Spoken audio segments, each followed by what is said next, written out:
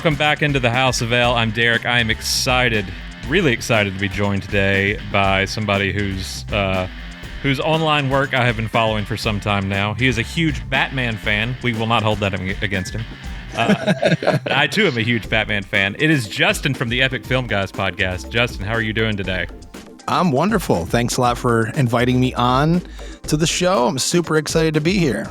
There, see, you did a pun too. That's fine. It's all good. When we were discussing you coming on, this is the first in what I'm calling a series of Summer of Superman specials over the next 4 weeks leading up to the release of James Gunn's Superman. And when I reached out to you about coming on, and thank you again for doing so, I was not thinking of what today's date was auspiciously the anniversary of Batman Forever, which you and I have in common. Yes. Are huge fans of that. But the idea of Batmania, which is a term coined in the 60s for the original Adam West show, but then I more associate it, and I think a lot of people do, with the summer of '89, leading up to the Tim Burton Michael Keaton film. And I've got sort of those same vibes this summer going into Superman.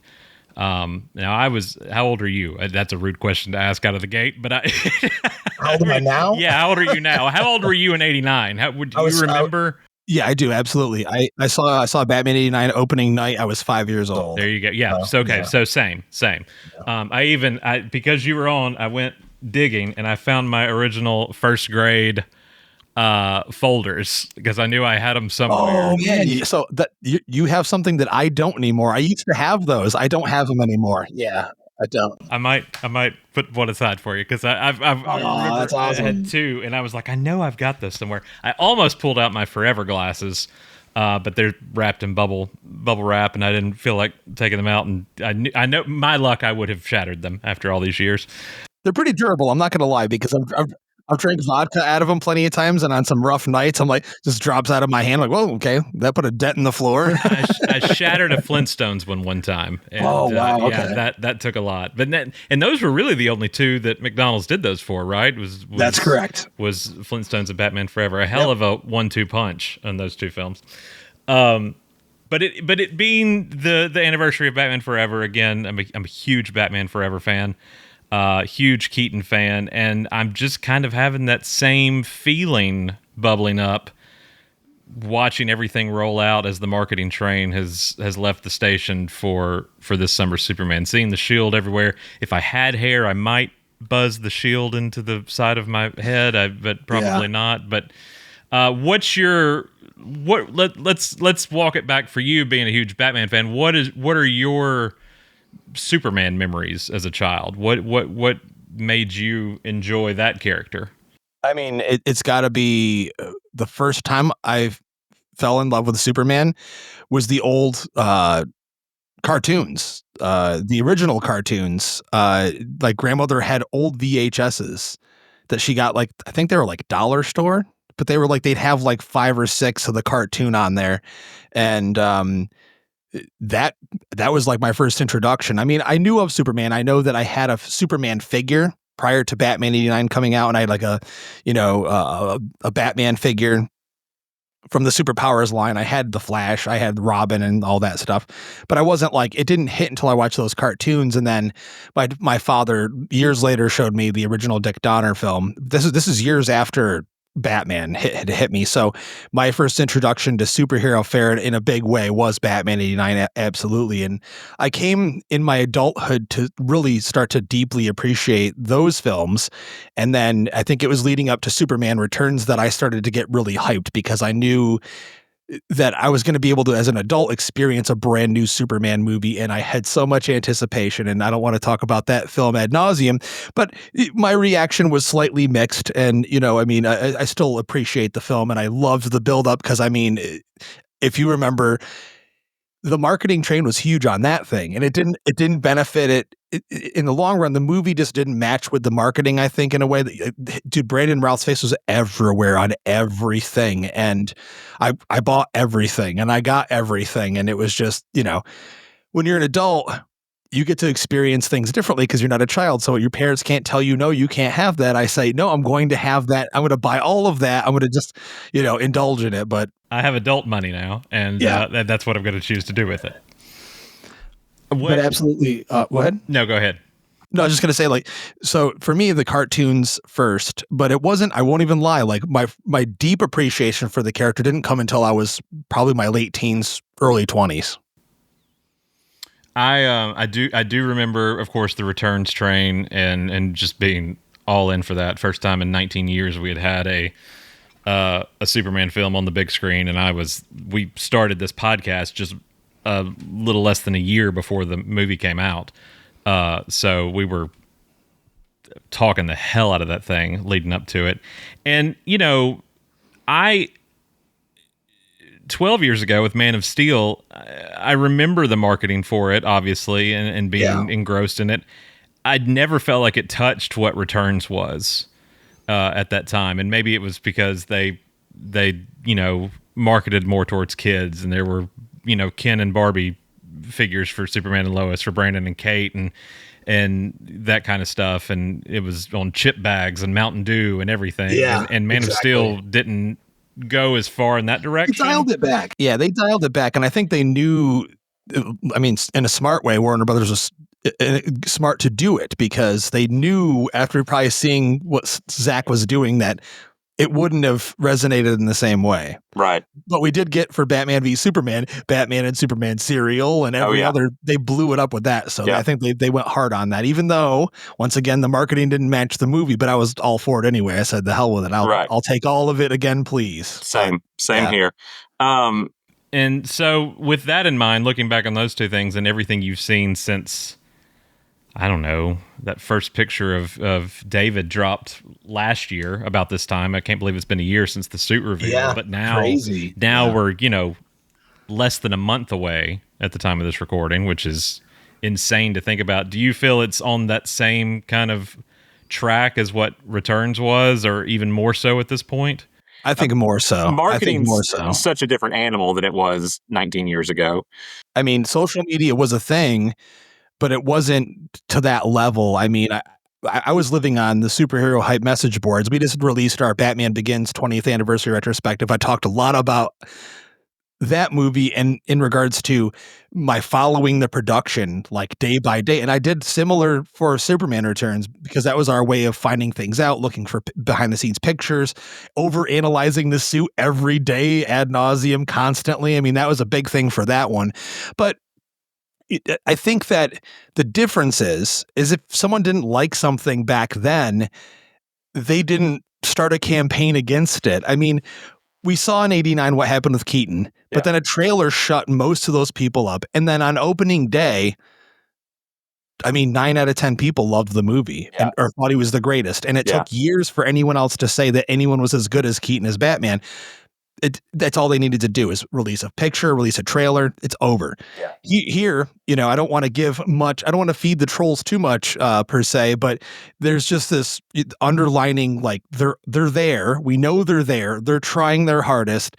But that's been the only hard thing for me to experience, when something looks so true to what we would hope it would look like, and what we do hope it will be. But what it does look like to most of us, I think everything I've seen so far, except for that first photo, man, all these new photos, I hate to be that guy. It's been an ongoing conversation on social media. There's been so many amazing photos of David as Superman that they could have picked instead of that one. Interesting choice. That kind of led people down a specific path in terms of liking it or absolutely hating it with a passion. Yeah. But I love, and I mentioned this actually, you talked about seeing the S symbol everywhere. I talked about this not long ago. I forget who I was talking to, and I said, it would be perfect, just that S. I mean, they did it with Returns too. That first teaser poster was just the S. Yeah. Warner Brothers is known, listen, it worked in '89, we'll do it again. That's one of the most recognizable symbols in the whole world. I mean, that Coca-Cola, Batman, there's only a handful, probably top 10 symbols. That's all they need to do. But I'm not going to lie. I like to see when David's in the marketing. It's super cool. Oh, yeah. Yeah. The posters, posters have been great. I mean, I have this one. I have the on my light box there. I love that poster. I love everything about the marketing that I've seen so far in terms of posters and standees, and I almost bought a box of milk bones yesterday, even though we don't give those to my dog, just so I could have the box. And my wife's like, Yep. we're not spending money on that because crypto's on the front. You're not getting it. Fine. It's fine. It's don't worry about it. Yeah, I went in all in with returns, and I was like, I still have everything that I had for returns. Man of Steel, there wasn't as much stuff, but I still went all in on that, and I was like, okay, I'm a responsible adult this time around. Times have changed. No, as soon as I started seeing stuff on shelves, it was just pulling it right off. I'm trying to be better. I guarantee you, I am being better than you. The only thing, aside from like the plain T-shirt I've gotten so far, is just the McFarlane. Yeah. I didn't even get the battle damaged one because I'm like, it looks like the same one, but like dirtier. I haven't gotten the battle damage one now. Is that just him, or is that him and Crypto? It's just the him one, because I'm like, if I go down that rabbit hole, then it's going to be all of it, and I'm like, I try to be a good boy, but also I have learned, much like what you're saying there, to wait and see the movie first, because I've overdone it a lot on a lot of other movies where I'm like, and not necessarily saying that I disliked the movie, but do I love it enough where I really would have spent all this money on all this stuff? So but the marketing, like to your point though, and what you're originally asking, I think it's great. I think the hype is very large when you consider what hype can be now. Hype now is very difficult to obtain. It's not the way it was in '89, where all you had to do is see a symbol everywhere, and it was everywhere on everyone's shirt, their sneakers, pins, literally everything, backpacks, fill in the blank. It was there, and that was marketing that went towards that movie, even if it wasn't the original or the movie logo per se. It was just the Bat logo. You knew that movie was coming. Obviously, movies don't happen that way today in the same sense, where like there hasn't been a cultural shift for a movie in the same way. And I try to think of examples when people bring this up, but we've had big Batman movies since then, but not to that level where literally you're walking down the street and it's all around you, So, but in comparison, for modern day standards, I think the marketing is really good. I love how much positivity is going towards the film, and I'm literally like on my hands and knees waiting to get my press invite for my press invite for the screening that we're gonna have here in DC. Yeah. I don't know when that's going to be. I don't know anything else about it. Usually we would know by now. Yeah. But it's absolutely my most hyped movie of the year for sure. Yeah. I think it has been, you use the term positive, and I think that's good. And I think it's good in the face of what you mentioned a moment ago, how there has been, obviously. Yeah. And it's just the nature of the beast now. And I don't even know how different it would be had things not gone the way they went down with the previous incarnation.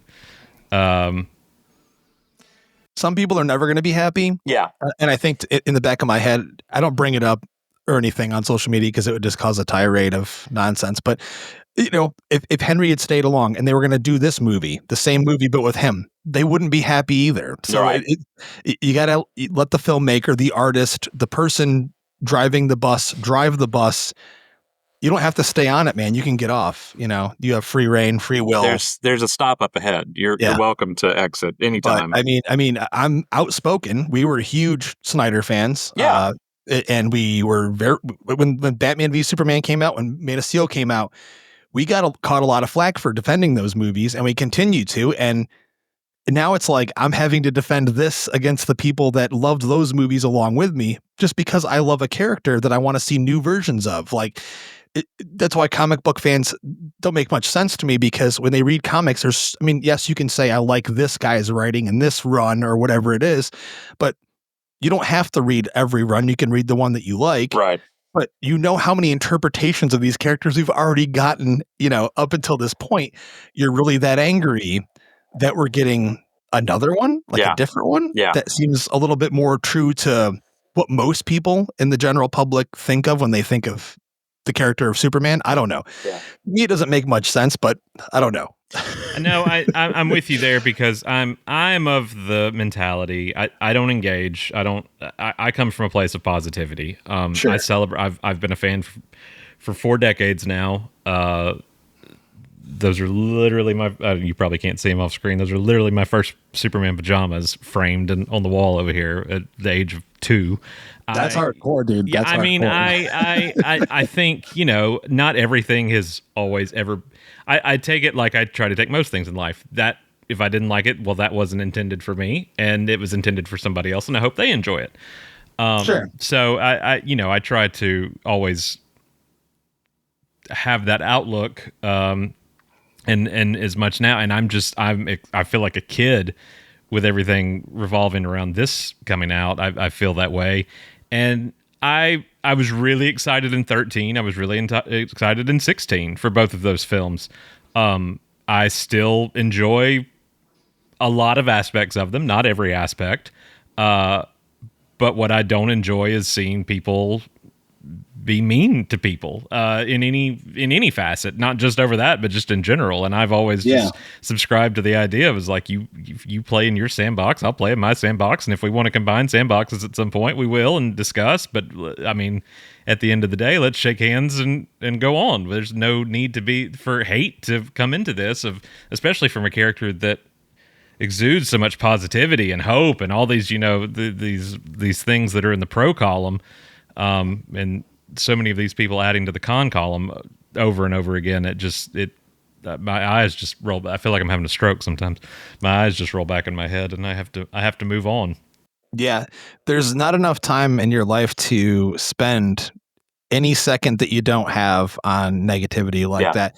Now, I'm a film critic, so I will be negative towards a movie, but I'm doing it, that's something that I enjoy doing, and I try not to be too hateful towards the movie. I try to deconstruct in a positive way and try to find something to say that's not just, that was a piece of crap, fill in the blank, throw it in the dumpster. But I do my best to move away from it. I have to, on I'd say a weekly basis, delete a comment that I'm about to make because there's really no point to engage. And we've seen, not to make that the whole subject here, but we've seen that this campaign that they've kind of created has started to die, and people are getting thrown off social media, and people are, James Gunn made a public statement about it in a recent interview. I saw that. Rolling Stone. Kind of picked fun at him, and I thought that was pretty hilarious. I mean, at the end of the day, reality is the movie's going to do well. It's not going to flop. And we know it's at least going to do decently as of right this moment, based on reality, which is statistics. There's people that do these things for everything in the world. But I just personally hope that the movie will take over in a cultural way where everyone goes to see it. I really do want it to be like the movie of the summer. I hope that it's really, really good. It doesn't have to be a masterpiece. It doesn't have to be a classic, though I do hope that it can become. I do have a feeling that it may be, but I've been wrong before, and I try to have realistic expectations for everything, but I can't lie. I'm just really, really excited for the movie. Same, and I think the character deserves, and I say this biasly, and as a journalist try to say it unbiasedly, the character deserves his time to shine. For someone who has done so well on TV this century, and has historically not in film, I will defend Superman Returns left and right just because it was very personal film to me. I get that it's not to other people. I get the criticisms of why people don't like it. Fully understand that. Will not argue that fact with anybody because you like what you like and I like what I like. So I get being so enamored with something that you want to defend it, but I also just don't understand that at this point now, 12 years on, holding on to something that's clearly not gonna come back. I mean, it's just not. I mean, I liken it to the girlfriend that got away in high school. Yeah. And you're that guy looking at her Facebook page 15 years later, and you're sending her a message. And I've known girls that had guys from high school still like, hey, just saw your post. You're so lovely. I miss you. Would love to get together. And it's like, are you, dude, Are you serious? Like, really? Come on, man. Like 15 years? That's just, and that, not to be cruel, but like, that's what it is. Yeah. You're holding on to something. And unlike that,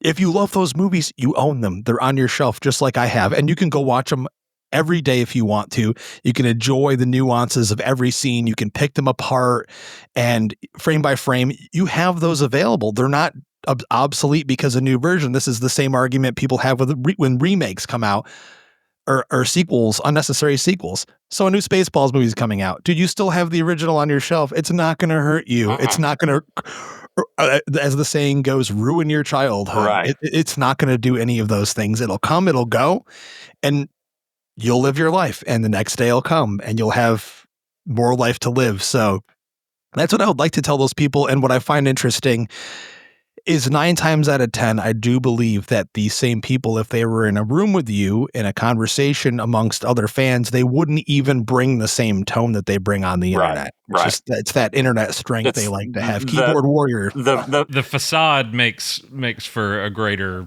tool. Not calling them a tool, but you know what I mean. It makes for a greater. It's okay if you do. It makes for a greater asset. No positivity. I shot positivity. No, it's okay. Yeah, for sure. But, I understand that. I mean, I do. But to your point, it's no one's going to come take that away from you. No one came and took Superman Returns away from me. You know, I got to work on the sequel for about 9 months before that got taken away from me, and that ultimately didn't end up happening. And so that's another reason why it's just so Returns is so personal to me. But I was still so excited for Henry and for Amy and everything in 13, because I was a Superman fan. And so you want to champion that character in any facet when the time comes, whether it be TV or film or book or what have you. So for them to, when the term real DC fan and all those monikers get thrown around, I'm just like, my God, like, can we just, and then I'm going to move on from this. But another thing I've noticed, I gave up social media for the most part years ago, and so many of the individuals that I see feel so strongly about those films, then I see, if you do the math, they were like 12 when the first one came out. And at a certain point, I kind of have to, I feel bad because I'm like, I get it. You were 12 years old. That is your thing. That is something you bought into hook, line, and sinker. And it didn't come to fruition for you. Like you didn't get to see it fully realized in the way you wanted to see it fully realized. But then I'm like, well, how many things did we at the age of 40 did not get fully realized? It's not to the same caliber because, at this point in time, even up until Man of Steel, how many comic book movies had we seen? A lot. Right. Ongoing thing. We knew they weren't going anywhere. They weren't going the way of the Western yet, and they haven't yet. So, but for example, I bring this up all the time. I do remember when I was a kid and I was in the bathtub, not even crapping you at all. I said crapping because I usually cuss a lot on the show. That's all right. I'm trying not to cuss on your show. You're good. But I was literally a kid, and my dad was like, "Hey, I just heard on the radio, Michael Keaton's not going to be Batman anymore. Val Kilmer, that movie we watched a few weeks ago, Tombstone, he's the new Batman." And I did shed a tear for a moment. Yeah. And then I was at the Warner Brothers studio store in Syracuse, New York. This is before I saw it in theaters. They had a huge screen. If you'd ever been to one of those, you might remember. And I got to see the full Batman Forever, the first trailer with the Elfman music on that huge screen. I freaked, and it looked awesome. And I was like, okay, I'm in. Yeah. They had t-shirts already there for it. I think it was like March, maybe early April-ish when I saw it. And I was there, got the shirt, made my mom buy me the hat too. I'm like, I'm in here. I no longer was sitting there complaining about it. I wasn't like, and I was a kid. I was, I think, a fifth grader. I was in fifth grade, ending fifth grade when Batman Forever came out. So right before junior high. Yeah. Yeah. But I was all in, and I was super excited opening night. The only thing that upset me opening night, and they pulled a fast one on me is in all the trailers up until that point, they were playing the Elfman music. Right. So I thought we were going to get the Elfman theme. Right. So I was like, waiting for that. No, I kept going. Oh, it's going to come later, right? It's not in the intro. You gotta earn it. That never came. And then I was like, oh, okay. But now as an adult, I love the Goldenthal score. I think it works with the movie. I do too. Overall, but it's so back then I remember kids were like, it's not Michael Keaton, but no one was boycotting it. Everyone went to go see the movie. Everyone enjoyed it for what it was. So I wish that we could go back to that again where, it's like, oh, we have a new Batman. Okay, well, let's see it. We have a new Superman. Let's see what he does. Let's give him a shot. And let's be very clear, even just from the trailers, I'm like very taken back by how great David is. So I know. I think I hate the term. It's going to be generational, but like I get so sick of that term because it's just one of those thrown away internet terms. But I think there's something here that just has not been tapped into the right way previously, and I think if anybody was, I hate to say born to play that character, but my God, that man just exudes the last son of Krypton. Like in every time I see something new with him, I'm just like, I've completely. I've Clark and Superman, David and Superman. Like I don't even know David exists anymore. That's just Superman to me. It's funny to think though, and I'm one of those guys that's gonna pat myself on the back before they'd found who they were gonna cast. He was my number one choice. Yeah. He was my number one, and I had seen him in Pearl. That was the most recent thing I saw him in. I loved him, and I said, that guy's Superman, dude. Yeah. Like he's absolutely Superman. And then of course when he was announced, I was like, holy crap, I got my pick. Yeah. Because I was a massive Henry fan. I was as let down as everyone else was at the end of Black Adam that I went to go see that whole movie just to see that scene. And I was like so excited. And then when it got announced, I was upset, but I was also like, okay, it didn't work. Not everything works. So it's time to move on to the next thing and see where we're going to go. So it's show business, people. It's all a business. Absolutely. So in talking about that, and we kind of tied into Forever there, I just want to talk to you about Forever briefly because I we talk about certain individuals being 11, 12, 13 years old when their movie came out. That was that for us. Yeah. When Forever came out. And as much as Batmania was in 89, I was completely enamored with Forever coming around that summer. I mean, you have something at McDonald's as a porky child, I was all in for anything. Of course, I had all the returns cups and Happy Meal toys for that too. But I talking about going to the WB store and the studio store and seeing all that in the trailer. That my God! So there was a QVC had an hour-long special, and my grandmother, I remember her asking me what I wanted for my birthday that year, and I was like, anything on here? And she bought everything. So I had like the lobby cards, the book, like I had everything from that special. That's amazing. You have a great grandma, man. Yeah, she's great. And I still have a lot of it. I still have the book, the official, like the movie book and so many. I have like a clock that was like Kilmer and Chris and Tommy Lee and the main four images of him and the three of them and Jim Carrey and just so many things. Like you would have thought my room was Superman all the time, but that summer it was all Batman. Because what did we have at that point in 96? Very little. So, I mean, if anything. The world of comic book movies was so different where studios were like, no, we're not going to go grab the big characters. We're going to do, I mean, to my point, I like these movies. I like the Phantom. I like I love the Rocketeer. I love the Rocketeer. I love the Shadow for what it is. I love what they were trying to do, but they were trying to emulate Batman thinking, oh, it's a character from old days. Right. Let's get that pulpy vibe. No, dude, you don't need to do that. So we didn't have anything that really rivaled that. So we had Batman available to us. And when Forever came out, I don't think people today, younger people, realize the shift that it you felt it. It was a big shift. And I was also enamored by the visual nature of it. It was, as Joel Schumacher puts it perfectly when he was doing marketing and promotion for the film, it is a living comic book. It feels like it. It looks like it. It sounds like it. I mean, Elliot Goldenthal, when he came up with this theme, he even said, like, I imagined what it would sound like if I was a kid with 2 action figures playing Batman, what music you'd be singing out loud to yourself. And he's right. It's like very loud, obnoxious, bright horns everywhere. Dun, dun, dun, dun, dun, dun, dun. It absolutely sounds like what a kid would do. And I loved the movie, and I loved it then. I love it now.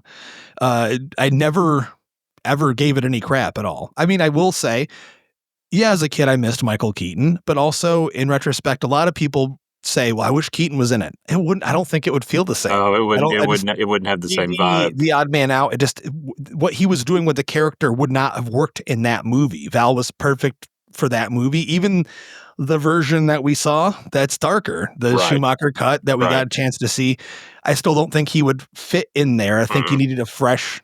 If you're gonna go that fresh, it just doesn't feel like the same. It's like it's Burton adjacent almost, but it's not. So it's good that we had Val to put in there. Yeah. Even though, if you watch his documentary, he hated being in that movie. Right. I always said, Keaton brought, isolation to the role, and Kilmer brought pain to it, just that psyche of it. And I think I ate it up at that age, man. And I mean, of course, we were coming off the hills of The Mask, Dumb and Dumber, and Ace Ventura, all 3 in a row, and then he's going to be the Riddler. Like, that's the best thing ever. Yeah, that's the one of the only theatrical originals that I still own, which is framed out in my basement out there, is the Riddler one, because people don't realize that too. I love to bring it up in retrospect because it's been 30 years as of today. We're recording this on the anniversary. Right. But he was such a huge star in such little time. He had box office hit after box office hit, Dumb and Dumber, Ace Ventura, and The Mask. And The Mask was one of my favorite movies after that came out. And everyone was just quoting, Ace Ventura at everywhere. School. And alrighty then. Kids were just saying that all. So he brought the Jim Carrey-ness to the Riddler, and with his Frank Gorshin expressions, and I really think he nailed it. People like to look back on that and think it's over the top, and it is, but that's what it's meant to do. I don't think the film would have been nearly as successful had Robin Williams done it, and he was still a big star too. I just think it was the right cast for the right time. Right, and so many things about that film, and maybe that's why I'm getting such similar vibes for James Gunn film this summer were in the merch and the marketing. Just the bright and flashy, and I wish we had crystal cups again for the Fortress cups for this. I was so mad, dude, okay, so I like the Dairy Queen thing. Yeah. Did you see what I got or no? The clinger. So I think we're probably the only 2 people who actually have the clinger. Okay, so I have one too. Okay, so you have one too. They're going to let me know about the full display, which I wasn't as concerned with, but I do want it. But I'm like, you're going to do cups and everything. It makes me so sad. I'm like, can't you do just like plastic cups? Do the Taco Bell Batman. Cup. Do the Taco Bell 89 Batman cups. Just do those big. Do something. Yeah. I mean, we have companies like Fright Rags out there emulating those same cups we grew up loving for like horror characters and stuff, because people just miss them because fast food places won't do them anymore. I know. The cost. But I know people would buy them. I mean, if you're going to have a Superman meal, make it a Superman meal. I know that Carl's Jr., those bastards, they get all the cool promotional tie-ins. Like with the Flash, they had all these Flash toys and a Flash burger, and they're doing a Superman burger with the S logo stamped on the bun. And we're like, here's your Dairy Queen. Here's your birthday cake thing. Cake. It's not even Superman ice cream. There is Superman ice cream. I know. They should have just done Superman ice cream. I tried to eat like 4 bites of that, and I was like, I feel the diabetes taking over. Oh, I'm gonna have to stop. I didn't get it because mine, when I was there, they said, we don't have the cup. I said, I have to have the cup with his face on it or I'm not eating it. I've got one cup that's got him and Crypto on it. And they gave me a sleeve of the mini Blizzard cups, which is just the shield. Yeah, they didn't have that. They didn't have that. Yeah. So they were like, here, we just opened these, and they gave me one. It's like, thank you. I'm 40. Give me the story behind mine was hilarious because I kept calling, and when I walked in, I was like, "You guys get any Superman stuff yet?" They're like, "Oh, we have the ice cream, but no cups." And I go, "What's this box over here that's like standing up against the wall?" "Oh, that's been here since April." I said, "It says Superman on it." Since April? And it's been like literally standing there where you can, like, customers can see it just against the wall. I go, yeah, okay, that might be that stuff you're looking for. I was like, can I have it? And they were, well, we'll have to talk to our manager. We have to open it up first. And I go, okay. And they like did some stuff and came back, and I was like, can you open it now? And they're like, okay. I was like, it's not very busy. Like, I just like to see what it is. Yeah. Like, we might as well open it up, whatever. So I like stood there. My wife's out in the car. She can see me through the window, like standing there, like she's shaking her head at me, like, "Oh my God, you're actually what is he going to bring home now?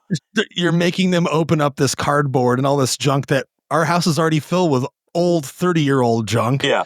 So, but no, I lucked out with that. It was cool, but yeah, I'm glad they're trying though. I can't complain. Right. Like a few years ago when the Batman did the Batman calzone pizza, I was like, okay, I'll eat the whole thing just because we're getting it. So yeah, I'll die the next day.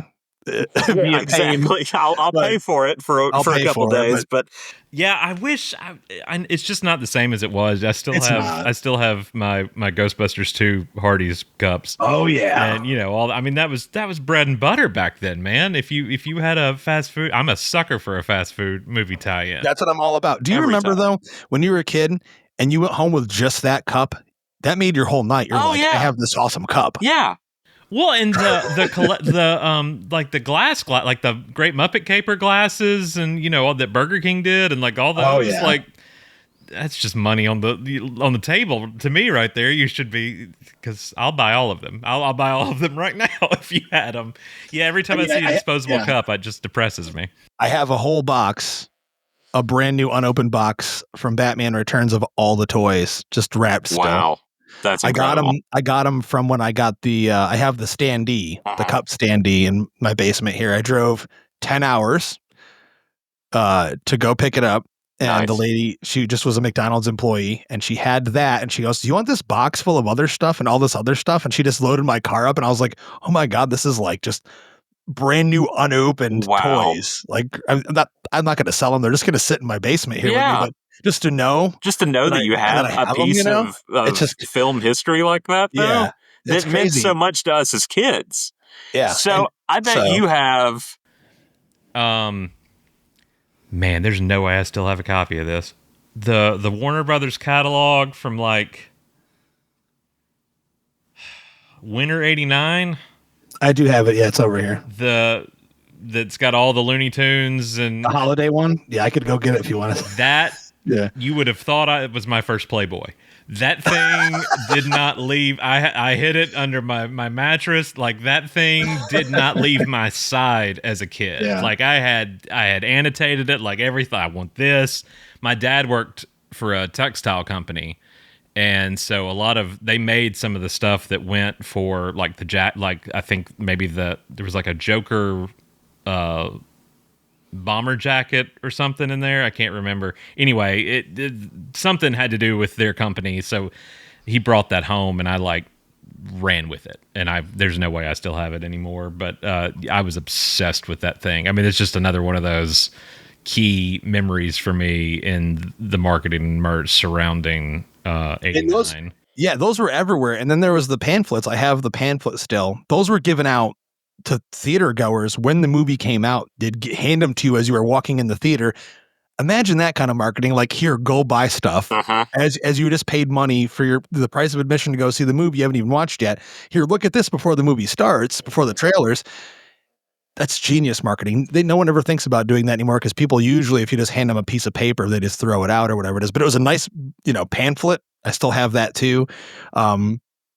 Crazy that no one even thinks about doing anything like that anymore. Because I guarantee at least 10 or 20 people out of a full crowd will probably look at it and maybe buy something. Absolutely. I mean, even if it was just for the DC shop. I mean, the litany of hats and shirts that they've got with just the shield on it for this movie is insane. Yes, I've bought all of them. I don't have a problem. Yeah, that's great. The marketing choices have been interesting to me in what they have done, what they haven't done. I actually caught the other night during somebody else posted it, but it was I guess WWE SmackDown one Friday night a couple weeks ago.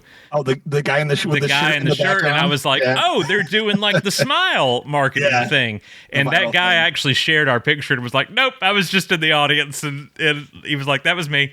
and like had a picture of him doing it. He was just like, I knew I was barely in frame and wanted to hit the pose, and I was like, but that's genius marketing to me right there. If they had people like just out of headshot, just hitting the pose in shirts in the back of baseball games and stuff, that would have been incredible. Absolutely. I mean, now is even more difficult to get eyes on something when you think back. If we're going to compare it to, I mean, let's be clear, there really is no comparison to 89. There's been only a few films to ever match that or be that culturally significant. But back then it was just, if you had 4 channels, you'd see that Batman commercial once a day, twice a day on there. You'd hear commercials on the radio when people listened to the radio. And then anywhere else you went, you'd see the bat symbol, like just the merchandising, no matter where it was, the drugstore, the convenience store, the gas station had the candy heads that I have over there. And so everything back then, it was a little bit easier to capture everybody because they didn't have so many different things to look at. But I will say the trailers have done so well and the TV spots have done so well. And every time I talk to somebody, people have tried to argue this. Oh, my wife doesn't want to see it. I go, well, maybe your wife doesn't like Superman. But when I talk to people, because I run events at Alamo Drafthouse, I do screenings of horror movies. Yeah.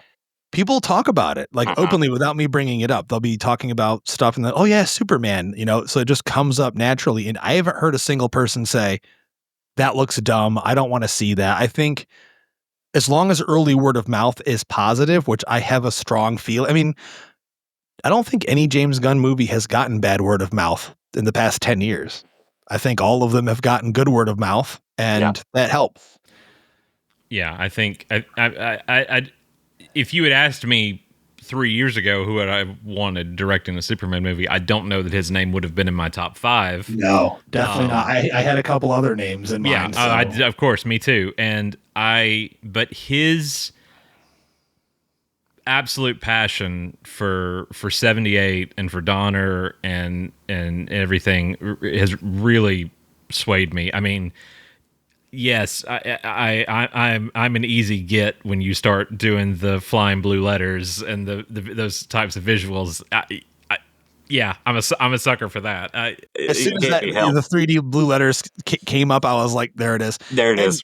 Also, I have to bring it up because I'm pretty positive that in the initial beginnings, someone, because he comments a lot on Twitter. I'll never call it X, by the way. I'll never call it that. Never. It's Twitter. That's Twitter. I've been there since 2007. I'm not calling it anything else. It's not anything else. There's still tweets. No one calls them anything else. But I'm pretty sure someone asked, will you be using the John Williams theme? And I'm pretty sure he said no in the beginning. And then listen to what we got now. I mean, before I came on to do this with you, I always prep and listen to some music, and I put on the John Murphy trailer music and goosebumps. Yeah. As soon as I heard that in there, it makes sense. It is like James Bond in the sense that you can't have Superman without it, even though I will say I love Hans Zimmer's Man of Steel score. It's one of my all-time favorites. I've got to see him do it live or parts of it live, and I was in tears. I love that music so much. And it fits Henry's Superman absolutely. Correct. But I think for David's, he's so close to like that. The vibe is so similar, though I think the performances are going to be a lot different, that it just made sense to have it included in a new, updated fashion, I said this on our last episode, and I say this to you because I think you might agree with me. And if you don't, that's fine too. But I think there's no. One of the reasons I think the Williams theme works so well with this iteration is there's no predisposition to what has been the catalyst for Superman in TV and film for the last almost 20 years now.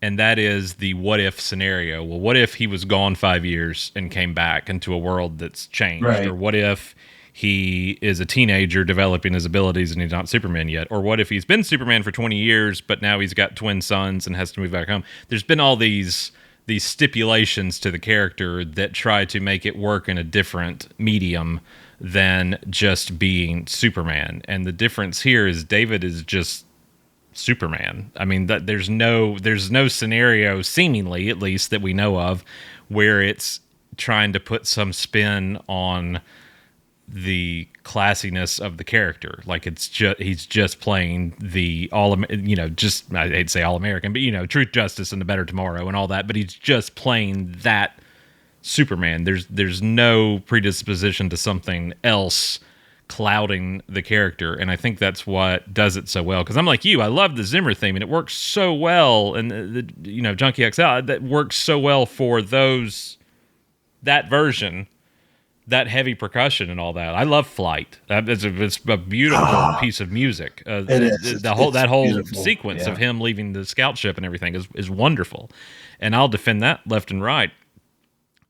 And I never thought Williams worked well with that, and I hate that they used it, that Elfman used it in Justice League. Oh God, it was so terrible. It tried to like wrong. I tried to like it so hard. Even though Henry was putting on his best face, and he really, he tried his damn best, but no, and what I do love though also, and I'm expecting some of this too in the scores, the first time we heard like a glimpse of the music, it actually had like a mixture of some Hans Zimmer-esque percussion in there. It felt a little bit more modern with that included. So I'm hoping for some of that too.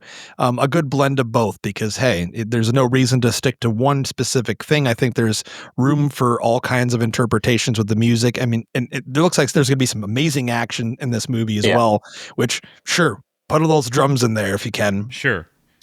I think that's one of the strongest things Returns did, because that score is immaculate. John Ottman did something with that score. I mean, it was the building blocks of Williams, but he took it in a different direction. And then when he wove it back into Williams, it was incredible. And I hope that's what is happening here. I feel like that's what that John Murphy and David are going for here. But it gave me pause too when he said that up front about, someone asking online if he would be using the Williams theme or not, because before Murphy was ever announced, there was some comment said like, we're closing in on somebody, all the music is already written. And I was like, no, wait, how does that work?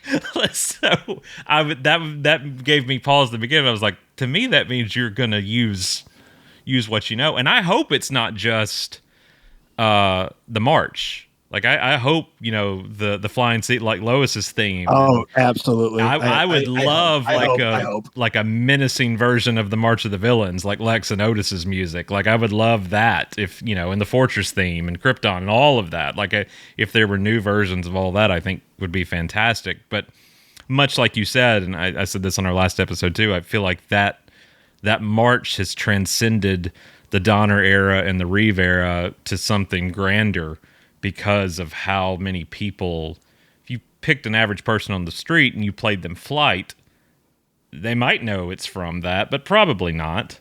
Probably not, I mean, how much airtime has that gotten on anything else outside of commercials for the the film and marketing and stuff like that?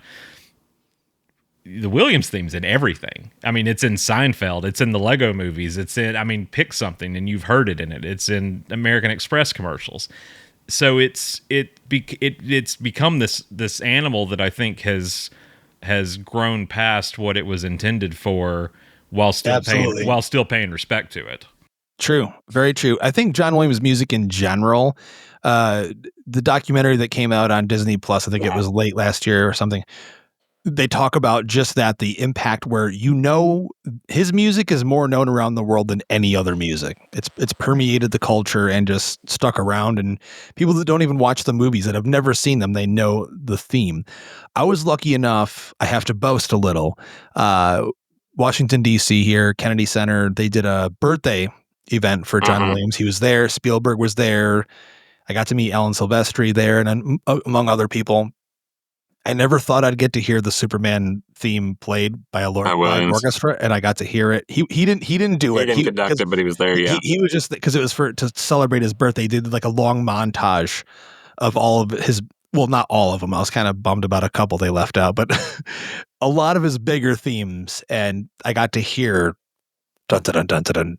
Dun, dun, dun, dun, dun, it's dun, incredible with an orchestra. I was crying. I was literally in tears. So, I mean, but that when anyone hears that, I think, especially,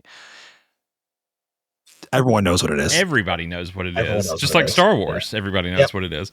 Yeah. I went, the Los Angeles Philharmonic last year did did the full movie. I'd love to do played it. on stage with the. You talk about an out of body experience. I mean, to watch it in an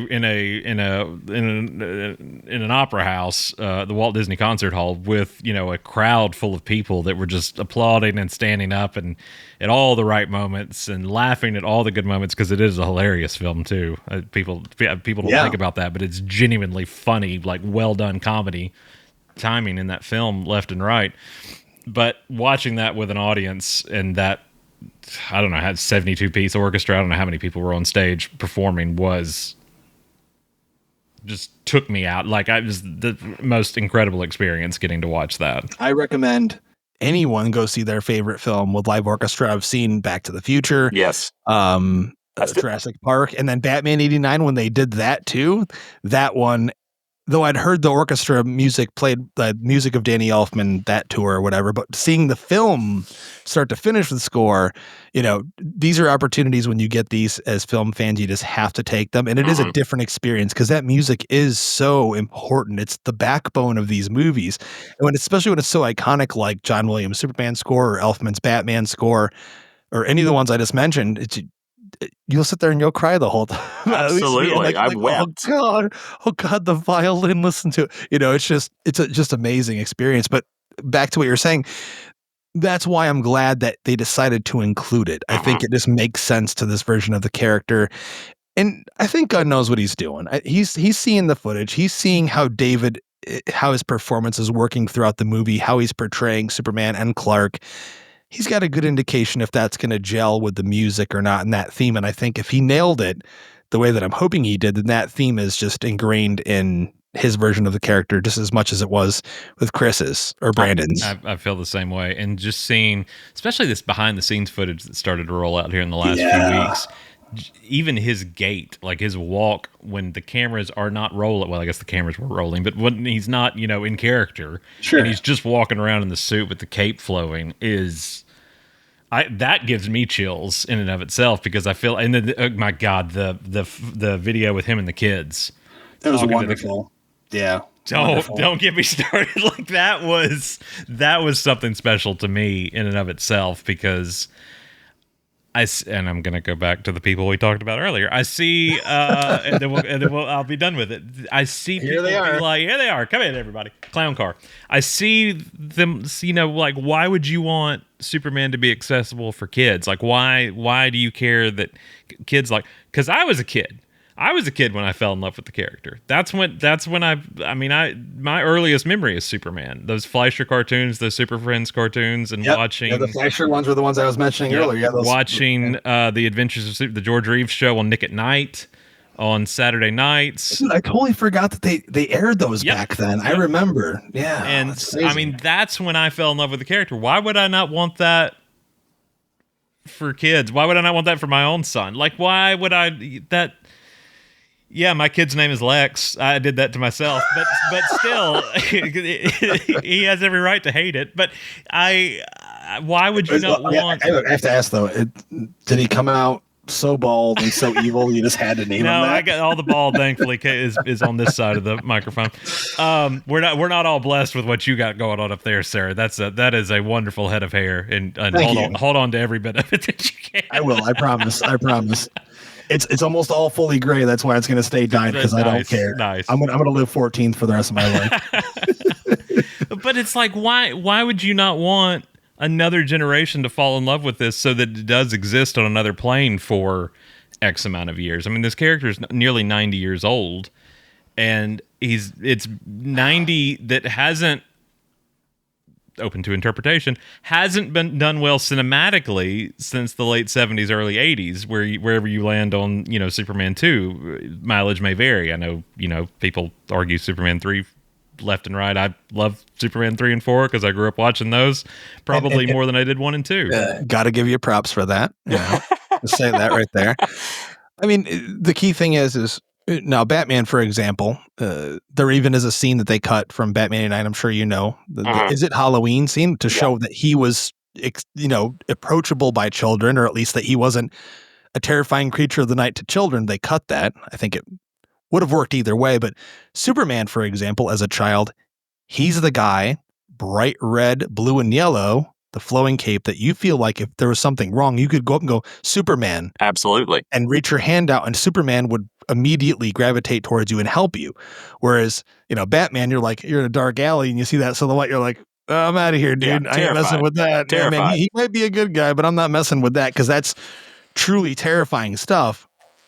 But I mean, come on, dude. This is the whole point of the character. Like, I remember someone on social media, I won't even bring it up, but they were like, he should be terrifying to everyone. I go, well, yeah, I mean, that's how Snyder approached it in some sense, because yeah, he is the most powerful being on the planet, but that's not his demeanor or his personality. That's not his outlook. That's not who he is. Yeah.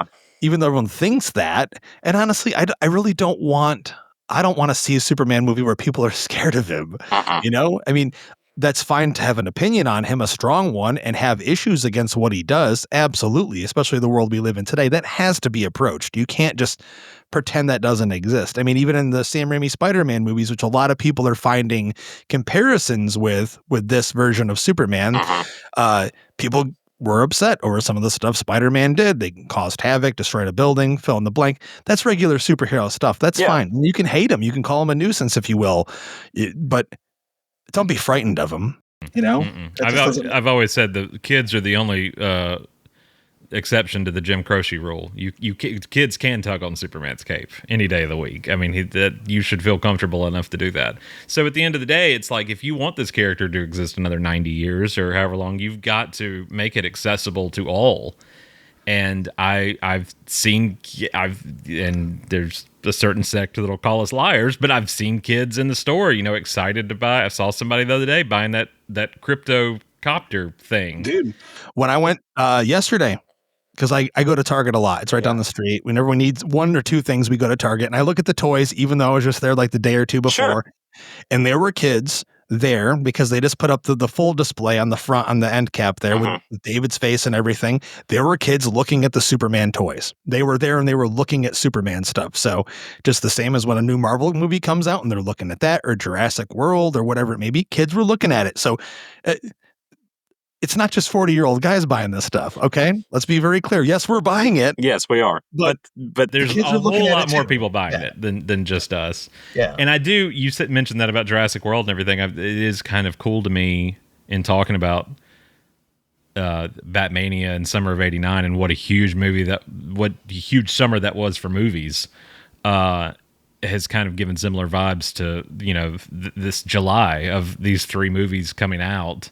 Absolutely. And varying degrees of, where we're at in those franchises and sequels and stuff like that. But it's just cool to me. I mean, I love movies, obviously. I'm a huge movie guy, and I want movies to succeed, and I want, people to see movies, and I want it to bring positivity, and you're supposed to feel like a kid when you go to the movies. That's how you're supposed to. It's supposed to harken you back to something that made you feel joy at a point in your life when, at this point in our lives, sometimes not everything is so joyful. But you're supposed to be able to turn all that off for 2 hours and 9 minutes. That's the entire point. I mean, for these movies especially. Now, going to see something like Bring Her Back, which I saw a few weeks ago. Sure, yeah.